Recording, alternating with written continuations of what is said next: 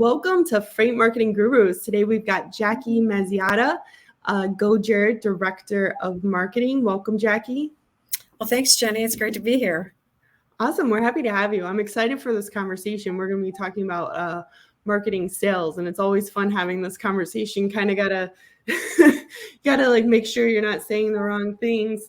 We love salespeople. We love salespeople. But before we get started, let's go ahead and do an icebreaker question. Okay. So if you could invite 3 people to dinner, living or dead, who would they be? So my people are a really random group that they don't live in the same they didn't live in the same time period. So the first one would be Leonardo da Vinci. I want to know, was the Mona Lisa smiling or was she not? And I want to know. The second person would be Mata Hari. She was an exotic dancer, but she was also known as a double spy for the French and German armies. And so I'd like to ask her, like, were you just a scapegoat or were you a double spy?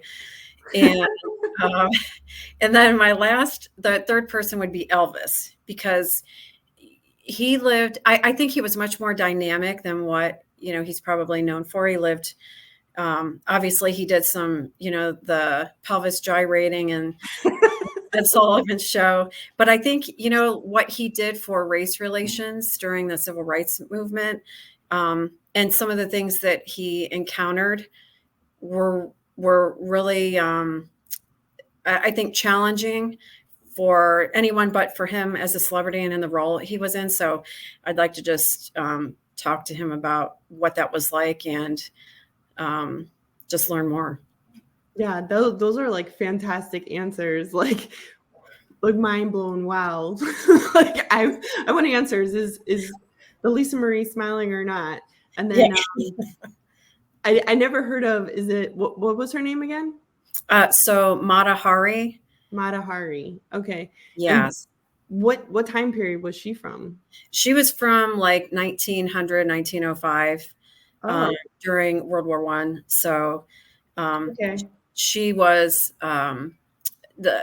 she was married and divorced, and she apparently got syphilis from her husband. And anyway, she lost a son. Then her husband took their daughter. So there she was alone in the 1900s, and she used what she could, and she became an exotic dancer. And she was in Paris. They were really fascinated by her. She was, on the cutting edge, obviously, of exotic dancing, because she of exotic dancing. Yeah, I don't know. You're an avid reader, so is that a book you read about? Like, did you read a book about her? I did. I think I learned about her in college. I can't remember. I was trying, because I'm in a couple book clubs actually, and one of the books I was reading is called, this has been several years ago, The Spy, and by Paul Coelho. Okay. And at any rate, as I'm reading this story, I'm like, wait a minute, I'm familiar with this person, this Mata Hari. And so I think maybe I really don't remember whether it was like, maybe it was like a World War I history course or something like that. But I'd been familiar with her, but not like to the degree that in this book. But anyway, I just find her fascinating. And but really the myth, was it a myth? I don't, I guess we'll never know. But the I don't know if you call it a rumor still at this point, but really, was she just a scapegoat because I think it was the French army was failing so miserably in the war. And so, yeah, just fascinating. I don't know. That kind of stuff fascinating. I'm gonna look her up, see if I can't find that story. That is a fascinating story. Speaking of stories, what's yours? So you're with Jarrett Logistics, and what's your role over there? So I am the senior marketing manager at Jarrett, and I joined. I came into the logistics world about 1.5 years ago, and it's been pretty fascinating. It's much more exciting than I would have anticipated, and every day is really like full of excitement. And I honestly never look at the clock there's no time to look at the clock, like, rolling every day. So Just keeps you on your toes. Sure. So part of your job is really aligning with sales, right? So what are Yes. some key components of successfully aligning marketing strategies with sales objectives? So I think in all of the tools we use and all of the strategies and messaging, it really boils down to communicating with each other. So, I had some campaigns where we made the assumption that the sales team knew what we were doing. We made some announcements and let them know what was happening, but they really weren't aware of the same timeline we were working on and the same expectations. And so a lot of the miscommunication could have been, in the situation I'm thinking of, could have been resolved just by talking with them more. So in everything we use and everything we do, it really is communication. And I found since, identifying some of the areas where we had opportunities to get stronger, just talking with them, learning more about their strategies, how they prospect, and then keeping them on par with what we're doing and our timelines and what we're expecting out of them. Don't assume that we think because we're sending them a lead that they're prioritizing that in their, category of hot leads. It's not just because we're setting tasks. It doesn't mean it's a priority for them, not because they're ignoring what we're doing. It's just how they prospect, and how they work on the pipeline. We should never make assumptions, basically. So just always communicating. And you know what, I'm a PR person at heart. So yeah. Of course that's something I believe in anyway, but really, it's just fundamental. It really is. Yeah, no, communication is absolutely necessary. And if you really want to get alignment with sales, you have to have open communication, and it has to be two-way. Like, hey, we're running these campaigns. We're reaching out to these people. What do you think about this? Does this message resonate? Are we incorporating the objections you commonly hear? Mm-hmm. There's just a lot of value in having those conversations instead of working within silos. Can you share an example where a lack of alignment between marketing and sales led to challenges and how those were overcome? Yes. So we, and you were actually involved in this campaign, Jenny. We launched a 3-month campaign last fall. And you know what? The content was great. The messaging was fabulous. The strategy and execution was great on the marketing side of things. And so as we're getting leads in, we're sending them to the sales team and we're like, hey, we got a lead. This is like a qualified lead. They've downloaded our content. And what we found that in several cases was that we weren't getting a response from the sales team. So we're like we really just didn't understand, like, why aren't you following up? Why aren't these converting? And so it was through that we started asking questions. So then, we were marking tasks in HubSpot for the sales team to follow up. And then when it wasn't happening, then it forced us to start making some phone calls and just talking to the sales team and ask, like, did you see this lead? And where it came from and, why we're saying it's a hot lead. And we found that even though we had been, meeting in our weekly meetings, talking about the campaign, not all the sales team, they weren't all necessarily at the meeting. So there was that we weren't covering everyone, and we're just making the assumption that they were talking and they know what's happening. Yeah. And so at any rate, it was a great learning experience. So we modified based on that for our next, email campaign. It was a little bit different, but basically now, so when we send anything out, we're making the assumption they know what we're doing because we've talked about it maybe 2 weeks prior and let them know it's coming down the pike. But we now, we'll send an email out and then within minutes, we send the sales team that same email, and we've developed even talking points or follow-up points. Mm-hmm. Hey, this email went out. These are things you may want to, or, you might want to incorporate if you're looking for something to say in follow-up. So really just over communicating, which really isn't over. It's just making sure we've covered everyone and we're all on the same page. Yeah, but that's perfect that like you're giving them follow-up talking points so that the messaging stays consistent through the funnel. So if somebody downloads the content, if the salesperson hasn't read the content, doesn't necessarily know what it's talking about or what the case study and the statistics in the case study are, I mean, those talking points will help them continue to have that conversation without seeming disconnected, even though they might not have time to read it, which I hope they did. I mean, that's one of the marketing pain points, right? Is like, we're developing this content for you. We want you to digest it. We want your feedback. We want you to use it. We want you to share it. So do you find that your sales team embraces the content that you're producing? Are they sharing it themselves? They are. I think it's helpful when we give them ideas on how they can share it or incorporate it in their messaging. So, we had a shipper's guide, and we're excited about it. We think, the content is great, and we're thinking, this is powerful stuff.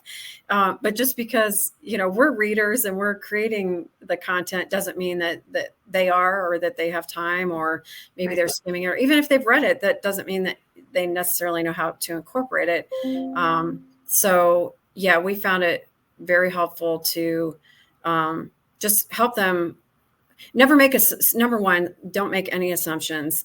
And number two, help guide them and give them ideas on how they can use the content, and they're using it. And that's been the most, it's been revealing in maybe the gap in communication.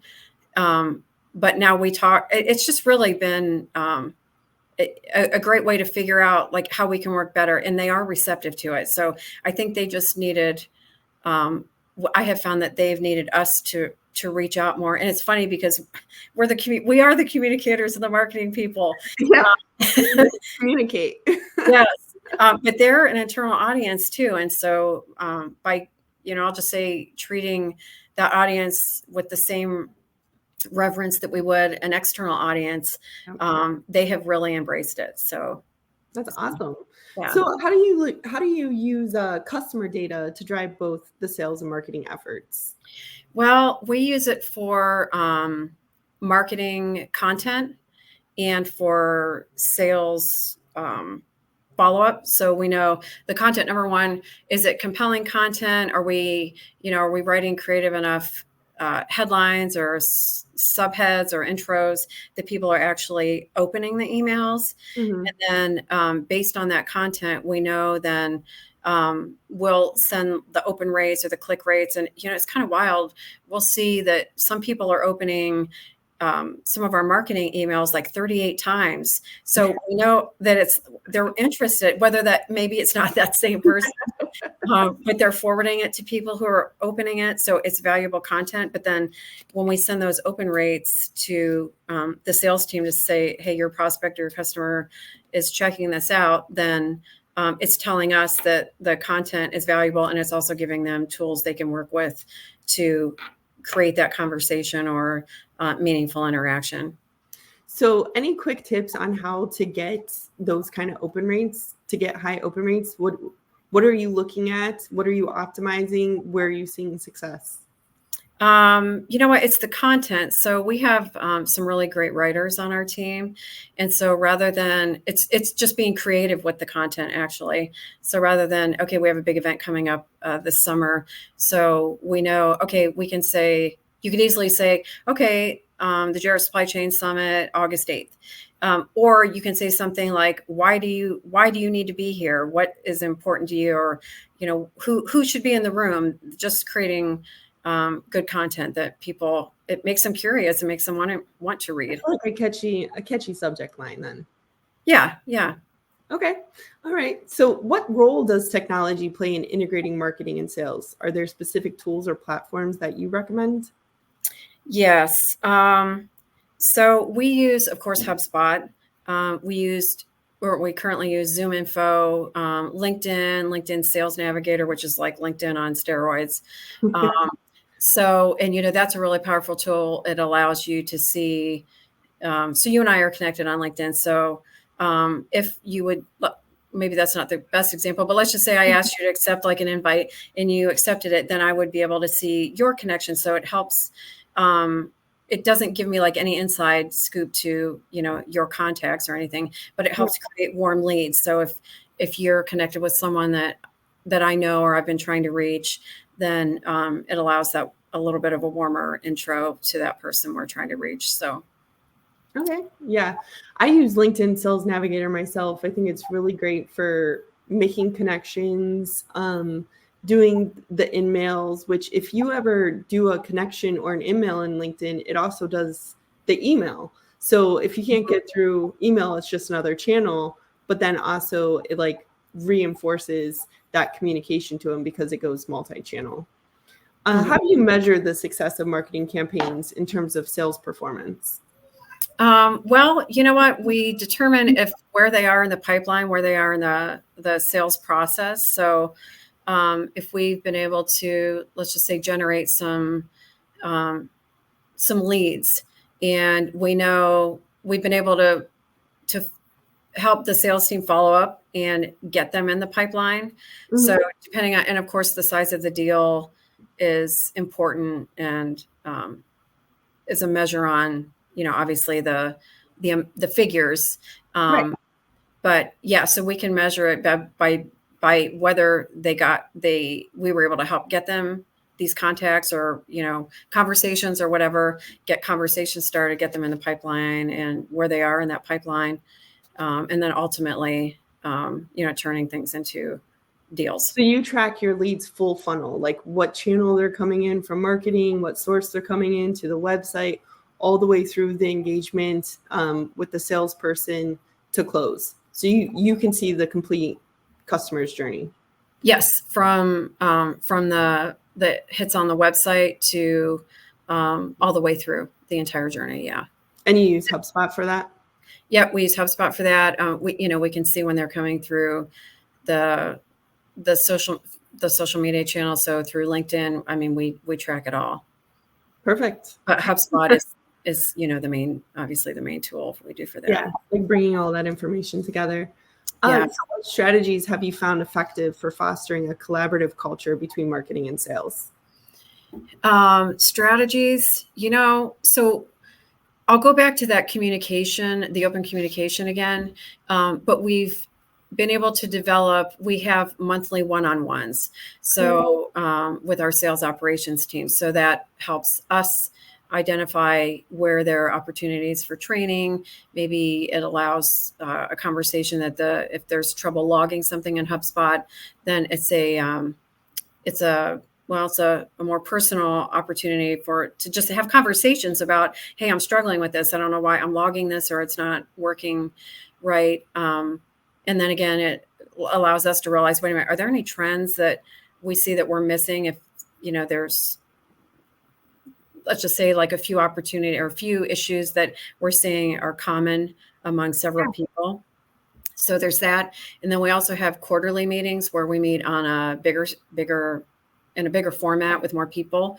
Mm-hmm. And it allows obviously a broader, more open discussion about, like some of the feedback they're getting, some of the challenges they're facing, maybe with messaging or anything else. And it's a way to share like common issues among the team as well. So again, it goes just having the opportunities to talk and explain what's happening, what's working, what isn't working. And then it allows us to go in and identify where we can offer support. Good. What common pitfalls in aligning marketing with sales? Like, what are some of the common pitfalls for aligning marketing with sales, and how can these be preemptively managed? Do you know what? I think priorities, we have to be aligned. So I recently had a conversation with one of our executive level enterprise guys. And he was talking about how, everyone prospects differently, but he was talking about the way he prospects, and it's basically the way he does it is in thirds. So the top, it's like a food pyramid. The top third is hot leads, the middle third is marketing leads, and then the bottom third is cold leads. Okay. So, if we're working on a campaign and we're getting quality leads and we're setting a task or sending him a note, we know, or we're seeing that they're hot leads, like we got to get on these fast. But if they're just going into the marketing third, then he might not see them for 2 weeks. So it's just making sure, and even just having that conversation, understanding how this one person in particular is prospecting, it just helps us align, like, okay, we need to make sure our priorities are aligned with his priorities. So he knows when we're sending something, let's just say this week or the next 2 weeks, that this should go into his top priority bucket, or, maybe even setting up how, when we tag them, which we are tagging them to, or setting tasks, how can we get them to automatically go into that top third? So again, just making sure our priorities are aligned, and then avoiding the pitfalls. It's just going back to that, like, really, I know I'm sounding like a broken record, but really just like explaining, okay, this is what we're doing. This is when, and I started over explaining several weeks in advance, so not just waiting for a campaign to launch on week one. It's saying, okay, we've got this coming up. Okay, you have to hear things like 3 times before you actually remember. So I'm guilty of that. So I feel that I have to tell my kids probably 19 times. I get that. Yeah. So just tell them what's coming up, where we are in the process. Okay, now we're ready to launch. Okay, now the social media campaign is kicking in. Now the first of 3 emails is going out. And then in the middle of all this, following up with, again, that communication. Okay, we talked about this campaign, and this is where we are with this, and this went out, and you've got this many open rates. And so it's just really a daily communication. Yeah, and if I understand right, you guys have like a strong account scoring mechanism that you guys have like created to really understand hot leads and targets for your salespeople. So do you have a lead score model in place that aligns with that, so that those hot leads come in as hot leads? Or like, how does a lead from marketing transition to a hot lead on their priority plate? Well, they have a list of like a certain number of accounts. So let's say a top 100 account. So if we're identifying, we know what accounts are in that group. Right. So we know, so then we're letting them know. They would know, but then we're also following up saying, okay, this is in your top 100, or 3 of these prospects excuse me, they're in this group of accounts. So, but part of what we continue to try to do is we have the lead scoring model, and they're coming in, but then still, like, because everyone works differently, we're saying, okay, you need to follow up within this amount of time. But then if they're not doing it, then it's identifying, wait a minute, this may be the process that we've set up, but we're just following up to ensure it's working. Right. Okay. So, do you find that your sales team wants you to market to their leads? Like you said that they have like maybe a top 100 list. Do they want you to market to them, or do they want to be like, these ones are mine, you can market to all these other ones, but not these top 100? I'm just, for a marketing sales alignment perspective, what does it look like on your side?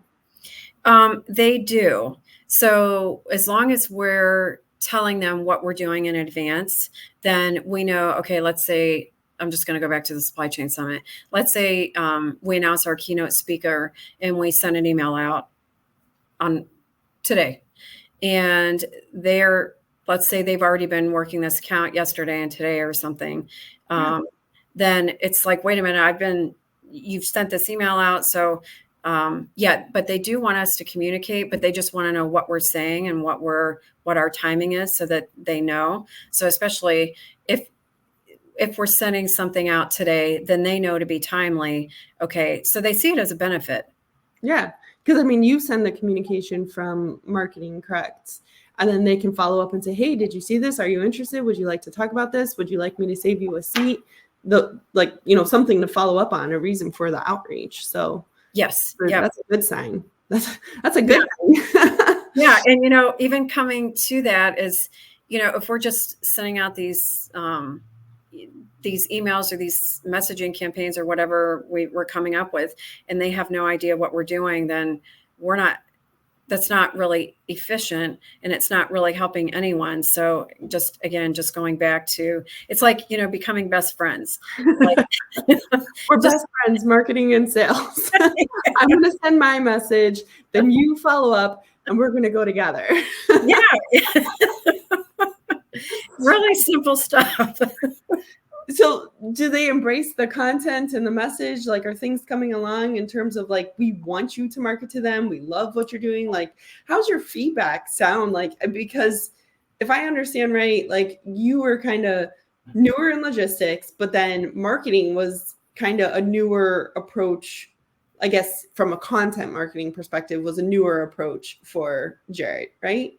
Yeah. So there was I don't think there was historically, there was a marketing department and a function here before, but I don't believe it worked the same way we are working. And that was part of I guess you could say, the growing pains of not really like, wait a minute, we're doing this stuff. Why isn't this happening? Or why are they doing this?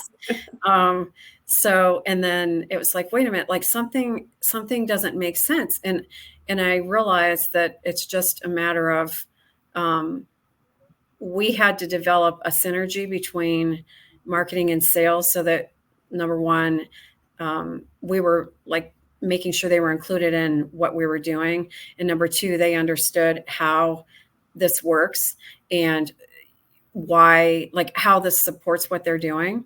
Mm-hmm. We developed it's a monthly external newsletter. And so we just launched it in January. And so we've been sending that out.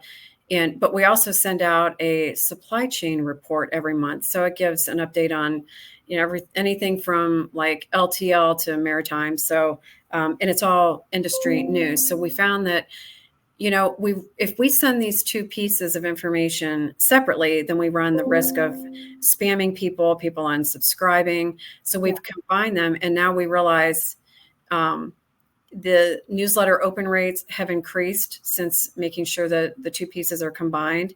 But then I think the sales perspective is like, wait a minute, not really. This is one of those things, we're sending the newsletter to our prospects and current customers, but our sales team isn't on those email lists. Oh, so they're like, you know, going out. Yeah. So it was like, okay, we sent this out, but then we realized, wait a minute, they're not seeing the content. So they were seeing it as like, wait a minute, we know the newsletter is going out, but now you've taken like an opportunity that they were comfortable with that supply chain report. And now you've combined it in this piece that we're not really familiar with what we're doing with it, or the strategy behind it. So at any rate, that was one of those things that we're like, okay, we need to make sure they see the content, they know what's in there, and then explaining why the two pieces are going together, and then also give them some talk tracks for follow-up, and just help them. Okay, what do you say as a follow-up when you're talking about the impending strikes on the East Coast right now? So it's like, okay, well, all right, well, this is why this is important. It's number one, it's what's happening in the industry. It's coming, or potentially coming. But here's how you can follow up and be of value, because we just don't want to just, make the sales call, but we want it to be of value. Right. So it sounds like less touches, more value. But then furthermore, there's like this education, marketing trends, awareness. Like, we know what's going on in the industry that's going to impact your ability to get product wherever it needs to be, right? Yep. And we can help you navigate that. So, I mean, now you just kind of got to, working with leadership. Hey, how does Jarrett, provide assistance in this area? What do they need to know? And then passing that down to sales so that they can have kind of boots on the ground conversations, right? Yes. Yep. And we know the sales team can't reach out to, thousands of people. So, obviously with the newsletter, we can send it out, make sure the content is good. And then the sales team can follow up to that. And if the customer is like, how does that impact us? Like, what are we going to do? It provides the opportunity to reassure people and come up with a plan, or, let them know there is a plan in place, and we've got you covered. So. Yeah. Yeah. So how do you tailor your content marketing to support both lead generation and sales closing? So we develop content. So obviously, we have a story brand script, and basically what that is we are positioned as the guide that draws the shipper through the process. Mm-hmm. So it's understanding, number one, the industry, the news or the issues that our customers are facing, or and basically just staying on top of those issues, making sure we're talking about the issues that are relevant to them, whether it's sustainability, whether it's AI, whether it's efficiency, visibility, like all the things that we offer. But rather than focus it on, like, it's not a commercial for us, it's focusing on what's happening in the industry now, what's important to our customers, and how we're addressing it. So that's how we define and develop the content. Yeah, no, that's a good approach. Can you tell us about a recent campaign where marketing and sales alignment resulted in significant growth or success for your organization? Yeah, so our AI campaign was extremely valuable in a lot of different ways. But number one, it focused on the different areas that we're using AI. So going back to what's important to our customers, well, AI is here to stay. And how are we using it? So developing the messaging, okay, we're using it in brokerage, we're using it in, cybersecurity, we're using it on the vessels coming here, and for the predictive analysis, all of that good stuff. Yeah. But then letting people know that's what we're doing. And so if they're not, let's just say a customer is looking for more sustainability opportunities where they can reduce their carbon footprint. It's letting our customers and prospects know this is what we can do, this is what we're doing for other people, and then also open the door, like, okay, this is relative. Can you do anything for me? Like, how can we do that? And so at any rate, through that campaign in general, we were able to develop some I'm trying to think of the count, but there were over 30 solid qualified leads. And then also position us more as thought leaders in those areas.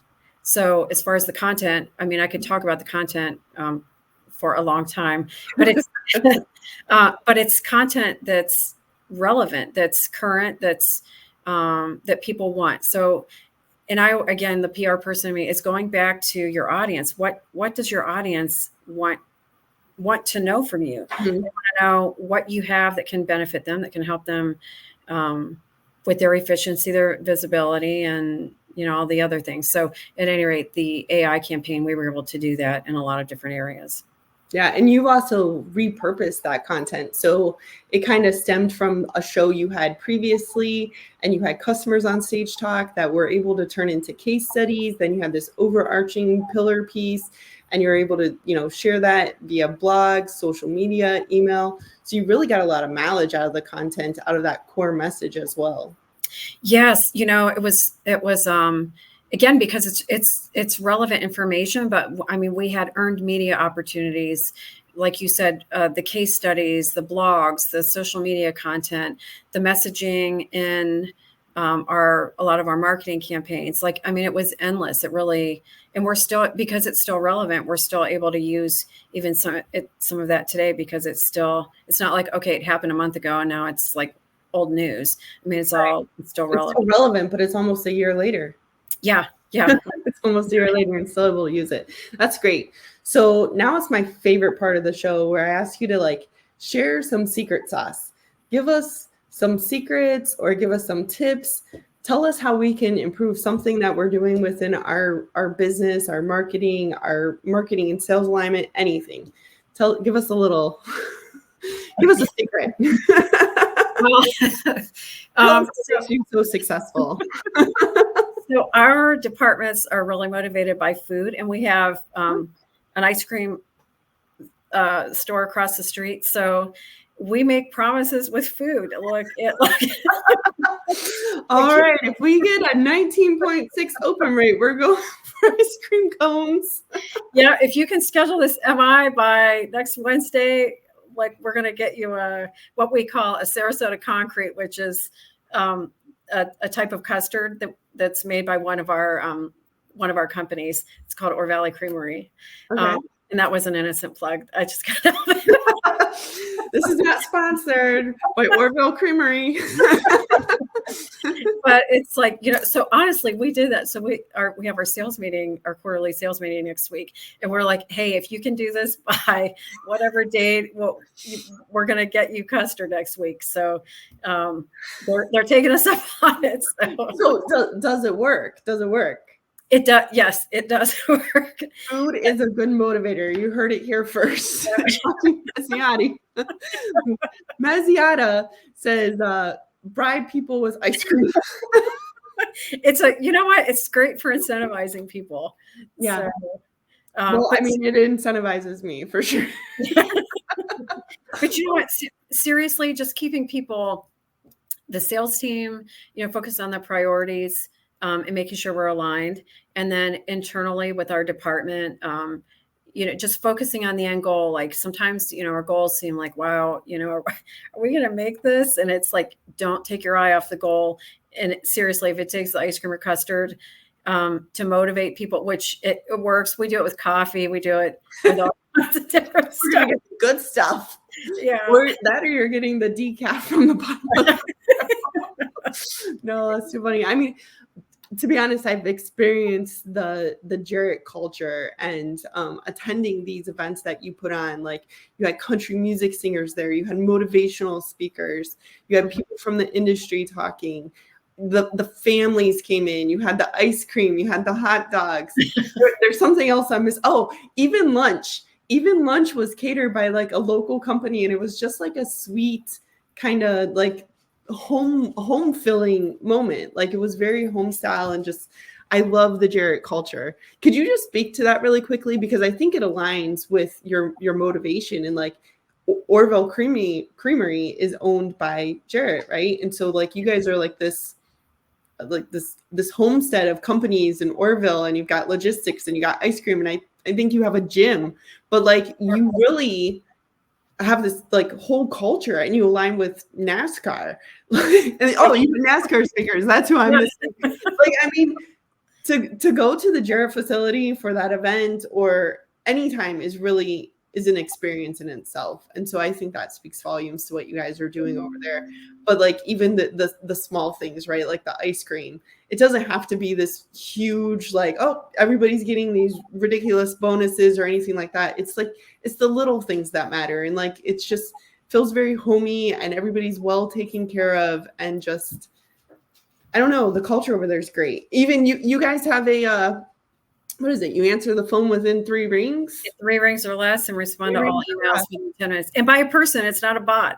Our CEO always says we are a people-centric, tech-enabled company. And it's true. Like we we celebrate wins with ice cream, or I keep saying ice cream, but with custard. We go, if we have an early meeting, then we usually stop and get coffee and maybe scones for people on the way back. It really is. We are really people oriented. Mm-hmm. And so, we treat people like people rather than, my husband is in sales, and he's like, I'm just a number here at his company. And it's not like that here. It really is. It's very people-centered. And so we rely on people. We stick together. There's the pillars of health, the character. We have incentives for like staying like, I'll just say fit. I'm saying that loosely, but being like health-minded. And, we do have the gyms across the street. And there are different incentives, employee incentives for, making sure like you eat so many vegetables, so many days a month that you're getting at least 30 minutes of exercise. So it really is people focused. And it's very clear. It's very clear. You guys are people centric. It's very clear in the experience and the culture and going to the facility and talking to the team members over there. So you've got 2 events coming up. Can you share some information on those? Yes. So on August 8th, we have the Jarrett Supply Chain Summit. It's our second annual summit, and it's held in Orville. And this year's keynote speaker is Dan Jansen. He is an Olympic gold medalist and American speed skater. He's got a great story. I remember just really quickly being a kid watching him make this. I forget how many attempts he made at the Olympics. His sister had passed away, and really there was some tragedy involved. And you know what, when he didn't make it, I think maybe it was the 3rd Olympics, like the country cried. Like it was like devastating. We didn't have cell phones back then, so we sat around and watched the Olympics. But he came back and he won, and he'd set world records along the way. But he's got a really inspiring presentation. And we also have some great speakers. We've got Lance Healy of Freight Facts. Absolutely. We're excited. He spoke at one of our other events, but we're excited for him to come and talk about the shipper scorecard and all the good stuff he talks about. We've got speakers from LTL, from Post Holdings, from Timco Rubber, from Pitt, Ohio. So we've got a great lineup. So we're excited for that. And then in October, we have an event, another regional supply chain event we're holding in Charlotte, North Carolina. And so we're excited about that. We've actually got people signed up for that, but we don't have our program announced yet. Okay. So that's NASCAR country. That'll be a race weekend built around the Charlotte Roval race, October 11th and 12th. But it's going to be at a great venue, and we're super excited about it. But everything we do, like it's very well thought out. We do it right. And our speakers for the Orville event are superb. So we're looking forward to another great event. That is really awesome. Yeah, you guys do put on really great events. I couldn't believe, like, who was the country singer last year? I was like, I'm standing in Orville and listening to, was it Tracy Bird? Oh, Tracy Bird.